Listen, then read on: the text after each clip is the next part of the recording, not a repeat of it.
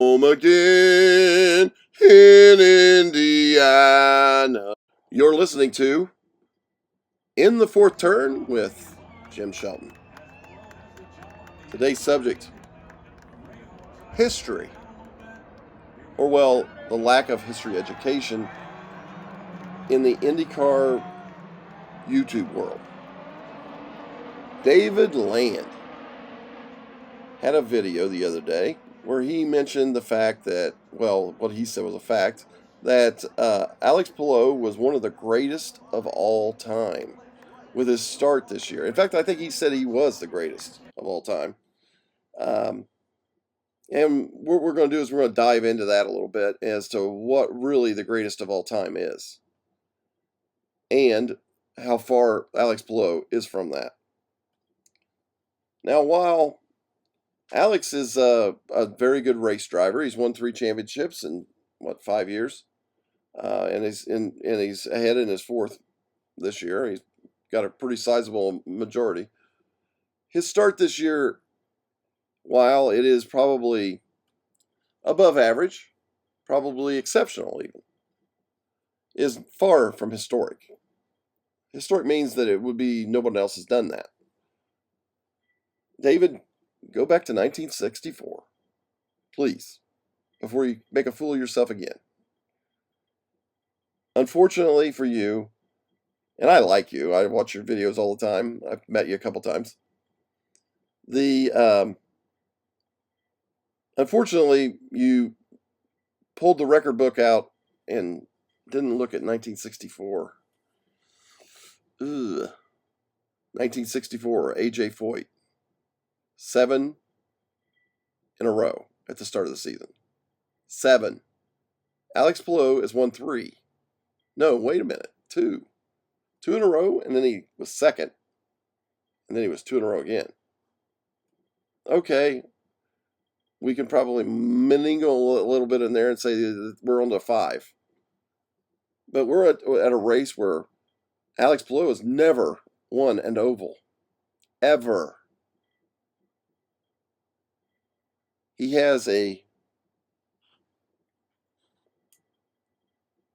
good record. He usually finishes in the top 10 on ovals, but he is not by far the best driver of all time. Not with this, and this is not a historic occasion. If he was at 7 and we were going to the next race and yeah, he won that one, that would be 8. Then the next obstacle would be to being great would be having 10 wins in a season, which Foyt did. Foyt did that. He won the first 7 races in 64, and he ended up winning 10 races out of 13. That wasn't bad enough. But when I pulled Alex Palou's record, I start linking of, you know what? I think Sam Hornish was better than this guy in this amount of time. And you know what? I pulled it up and yeah, voila. 116 races, Sam Hornish's career. 19 wins, almost all on ovals. I'll give him that.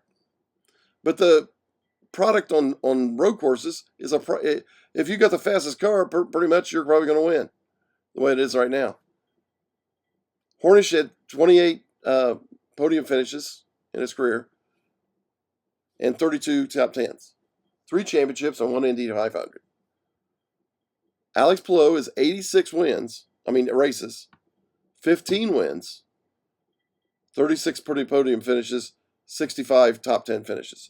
So in the top 10s, he's about double of Hornish. But what you don't factor in there is that Hornish drove for his first year a very subpar team, and then he drove for Panther, who were dominating kind of a little bit in that sense in the true IRL sense. But once Penske came in, the next year, Dixon or Hornish went to Penske, and that's when he really truly dominated. If he'd have been in a Penske ride the whole time, like Palou has been, he's been in a top-notch car every year, except for the first one. Even then, it wasn't a super bad car. It wasn't PDM like Hornish. So then I got to thinking. He's also said that Scott Dixon's the best of all time. Well, I go to the first 135 races of the first 8 years, which all these drivers had great first 8 years. And when you start talking about careers, you need to start doing these things in segments, because a lot of these guys are 20-year veterans and they had downtimes and uptimes. Like, for an example, Foyt, after 20 years, after 22 years or so, his career was over. He just kept racing. Mario Andretti, he had a lull in the middle where he didn't have a lot of IndyCar starts. He pretty much ran every year, but he didn't always run a lot. So when you start comparing these first 8 years, though, I can compare all of these guys, and that's where Alex Palou is kind of at. And I took 8 years because that's what Hornish ended up running this whole career. Palou ran in 86 races, 15 wins, 36 podiums, 65 top tens, 3 championships, and 0 500s. AJ Foyt in 118 races. That was his first 8 years. He had 32 wins, 57 podium finishes, and 74 top tens, with 4 championships and 2 Indy 500 wins. So Palou better get started, because he's got two and a half years to finish this out to get to that level. But he's not going to make it. He's going to be way over on the races, and even at this current pace, he's not going to make it on the wins or the probably not the 500s either. Maybe championships. He could probably do that. Maybe even beat him. Mario Andretti. This is why it's such a crime to say that Dixon is the best of all time. Mario Andretti, in his first 8 years, 131 races, 31 wins compared to Scott Dixon's 17. So he's and Foyt's 32 wins. The podium finishes. You got Andretti with 64, Foyt with 57. Got to remember, though, back in the day, if you got lapped or your car had any kind of a problem, you usually just dropped out at the level these guys are running at, because it didn't make that much of a difference on the points. And if you get lapped, you didn't get your laps back, and pretty much you were just out there running for no reason. They didn't really run for points, is my point. So these are skewed because of that. But even then, Andretti has 89 top tens and Foyt 74, with Scott Dixon 88. He is not even close to the greatest of all time. He only won 17 races. He won 2 championships. Andretti and Foyt won 4. Andretti 3. Foyt won 2 500s, and Andretti and Dixon both won 1. So I would say that Scott Dixon is on the level of maybe just below Andretti and Foyt. And if you just did it this way. But when you really go into it as to the races that this guy won, you find that Scott Dixon isn't even close on the ovals compared to them. And there's nothing to compare Foyt on a road course with Dixon, except for if you go to like the 24-hour races, which Foyt's numbers there are incredible. Also, both Foyt and Andretti won the Daytona 500. Foyt won 7 NASCAR races. I just think it's not Scott Dixon. His mileage racing is going to put a big asterisk on his resume. He got mad last weekend because they took that away from him. Finally, Scott, if you want to go mileage racing, go to IMSA, WEC, and run the rest of your career. If you want to go race at the top of your game, every race, every minute, then stay in IndyCar, because that's what I think that's the direction they've decided to go. At least I hope so, because they've been needing to do this for a long time. There should not be any way that you can win a race on mileage, except for exceptional stuff, like crazy stuff like what Rossi did when he won the 500. Otherwise, they need to get rid of it. That strategy probably would still work in extreme cases, but it was just because of the way things fell.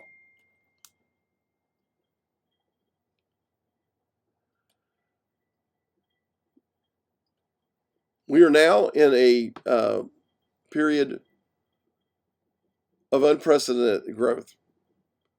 The Alex Palou advantage right now is all hybrid. You watch when he goes to the ovals, he won't have it. He won't be as fast. I was watching the race Saturday.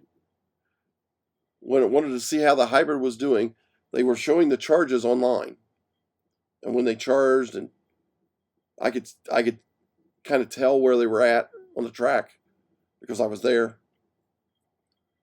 Alex Palou never gets his battery below 10%. Very seldom gets below 10%. Most of the time it's around 20. He's turning it off. I wouldn't be surprised if there isn't some computer-aided thing there where it shuts it off. But any lithium battery, if you don't run it all the way down, and when you go to charge it up, it's a lot easier to charge it. It'll charge right back up. If you drain it, sometimes it has a lag. And I don't know why this is. There's probably some engineers that could probably tell you why. But there's a lag with that battery about accepting a charge. And they found that as an advantage. They don't let it go down to that point. I was watching Palou, who was, I think, running second when I was watching this. He was always running out, and he never got his battery above 80%. So your best charge, your best power off of those batteries is when they're fully charged. And as the battery goes down, you get less power from it. And the way they were using that thing, they were charging it three times a lap. Some of those guys weren't getting it up to 60% on the second charge. So he was coming off of 14, for an example, onto the front straightaway. He had already started pulling it as soon as he put his foot back on the gas and coming out of 13 there. He would kick that charge on. He would engage the hybrid, and probably sometimes engage the button for the extra boost. And that car would just rocket onto the turns. It's because they had torque. Their torque onto the turns is incredible. When he was doing that, when he's coming on the backstretch, he did the same thing, and somehow he was getting another charge in that curve section around the museum. And man, he was killing people over there in that charge area, because a lot of them couldn't even get it up to 50 to 60%, and they didn't engage at all. And he was getting it up to 100. It's not a mystery. That doesn't make him a great race driver. I'm sorry. It's a gimmick. You put him out there on a racetrack when he's racing somebody, and then we can say that he's a great race driver, like Foyt and Andretti did, like Hornish did. Scott Dixon, not so much. And Alex Palou. Reason Scott Dixon doesn't do well in the 500 is because he never races. He tries to go mileage himself to death. Gas mileage. He does endurance stuff. Go race WEC and IMSA if you want to do that. IndyCar needs to tell him to go away if that's what he wants to do. That's my opinion. I'm sticking to it. David Land, you're wrong. Not historic at all. It's generational, maybe. Not historic. Big difference. I can see. See you next week. or the next few days. In this case, because I think I'm going to do more through the sycamore more of these videos in the next coming weeks. Sends all its fragrance through the fields I used to roam, and I dream about the moonlight on the Wabash, and I long for my Indiana home.